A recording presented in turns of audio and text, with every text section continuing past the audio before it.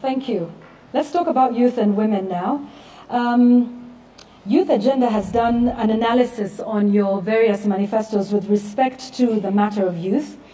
I'll start with you, Dr. Okot. They talk about, they say the youth may have been catered for under the general priority areas in your manifesto: mining, agro-processing, the dairy industry, fishing and fish processing, among all the other issues that you have given priority. But they say the benefits to the youth are not explicitly expounded in all the above initiatives. You've got 2 minutes to perhaps do that now. Thanks. First of all, one of our strongest pillars is actually youth and women taking over government.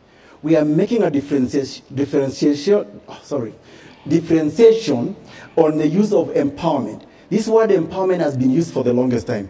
Only for people to get into power, set aside money for youth and women, and only to steal it. So what we are proposing in our manifesto is this, that youth and women must take over government. And we are challenging youth. It's no point arguing that you are the majority, that 70% of the population of Kenya is youth, and of course women. You have never used your numbers to have the kind of desired government that you want. So in our proposal, we want to ensure there is a government that is responsive to the problems of the youth in this country, which is why we are specifically proposing, for example, that our cabinet will ensure at the very minimum there is a third youth representation with a view to going to 50-50. We are also proposing that all senior government appointments will be structured to ensure there is 50% of youth inclusion, and of course also women. We are also proposing, you see our proposal on education alone, we are actually proposing to abolish school fees from all educational, in all public educational institutions. This is a benefit to the youth. Look at our pillar on ending economic and social injustice, the creation of jobs. Our target is actually the youth of this country. And we are saying, I am tired, and I'm telling many youthful people, for the last, I can't remember how many years, I've always been told you are tomorrow's leaders. And we are asking you, when is tomorrow coming? Because your daily life struggles are actually felt today. So if you are the youth of this country, you must arrest tomorrow and make it today. And we are giving you that platform at Third Way Alliance. And that's why we are actually encouraging succession planning, so that, even back to Irongo's question, even if Ekuru Aukot does not become the president of Kenya this year and the years to come, I hope we'll have encouraged enough young people to succeed me and many others to seek leadership. That you will find in a manifesto. All right, thank you. Dr. Kalui, what's your understanding of the youth question in the country? And give us perhaps 2 very specific points that would be a possible legacy of your presidency if you win on the 8th of August with respect to the youth. To the youth.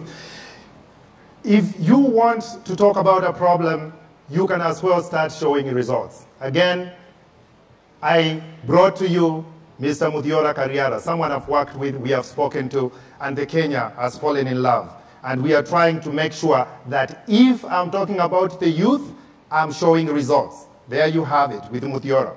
Number 2, when it comes to the youth, it's a very passionate thing for me, very special thing for me. Because as we recently have heard, they are like pundas and farasis, or some horses and donkeys. But I can tell you, I've taken a donkey as a young man. I've taken a donkey to the river, to distant shores, to fetch power, to fetch water. I have gone to scary forests with a donkey to fetch firewood and blown fire to cook for our family. So I know as a punda that I can carry the burden of Kenyans, because after all, many people, they go around saying that punda amechoka, and that is Kenyan people, and I'm a punda, I'm okay. Because punda should support just punda. So pundas, I'm asking you to support me. But whatever the case, I have gone to the inner city low income, and I have seen the work of good people. I have gone to Mathare with Ekodida. I have seen how he has development, people, other people, youth like Esther Lian. We have done work, and they are not stepping back. So when it comes to specific of a youth for 2 things that you want, I will have every constituency 2-kilometer radius of cyber technology, because youth has been told road is being constructed. You take the shovel, you continue work. And if you don't work, you are refusing work, you are lazy. And also go to the farms, do certain things. And if you don't do it, you don't understand it. Youth needs to be given 21st century jobs. And the youth, I got your back. You will get a laptop. If you have a laptop, at the end of you, diaspora and they know it. They will come and give you work, and we service the world. 54,000 technology spaces in Africa. But I can tell you, India and Philippines are leading. We will serve the world, and diaspora and the youth will get together. Thank you, I'm Dr. the youth president. Professor Wainaina, your manifesto outlines an ambitious plan to build the biggest youth skills and talent development on earth. Yes. So just how big will it be? How much will it cost? And what exactly will it do to solve the unemployment problem amongst young people? It is just part of the infrastructure that we're laying out, Yvonne.